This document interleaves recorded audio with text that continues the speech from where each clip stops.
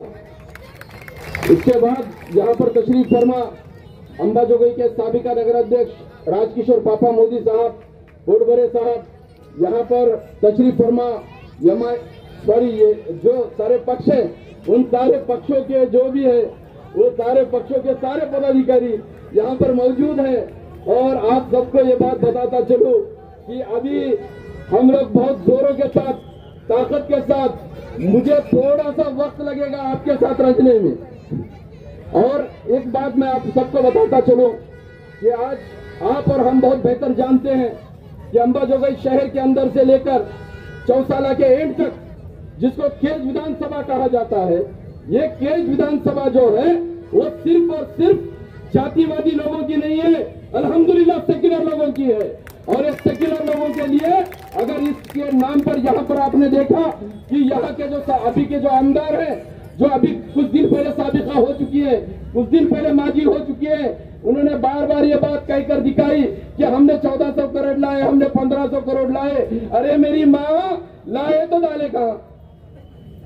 ये सवाल अब हमारे सामने आकर खड़ा हो रहा है। तो मेरे भाई, अगर हम लोग ये चाहते हैं कि इस देश में मॉब लिंचिंग ना हो, अगर हम इस देश के अंदर में चाहते हैं कि यहाँ पर हमारे शरीयत में मदाखलत ना हो, अगर हम ये चाहते हैं कि देश का संविधान बरकरार रहे, अगर हम इस देश में चाहते हैं कि सादिक साहब जैसा एक सामान्य से सामान्य आदमी जो कॉमन परिवार से आता है, वो इस देश के अंदर में से संविधान का आधार लेकर अगर आमदार बने, अगर ये हमारी ज़हनियत है, तो याद रखो कि 20 तारीख को हमें तुतारी को मतदान करके सादिक साहब को आमदार बनाना है।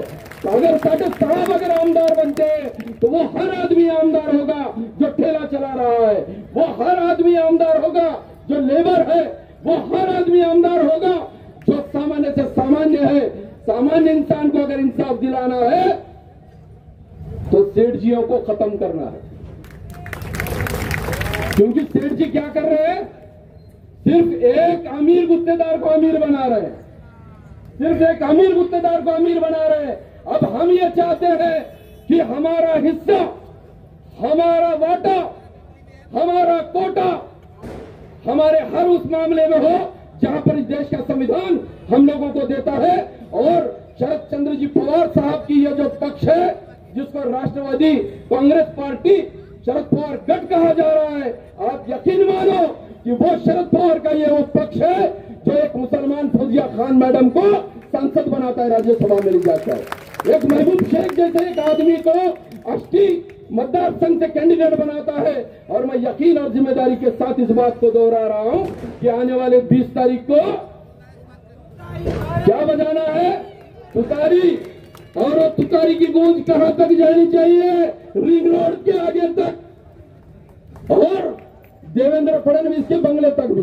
ओके, खुदा हाफिज, शुक्रिया, थैंक यू।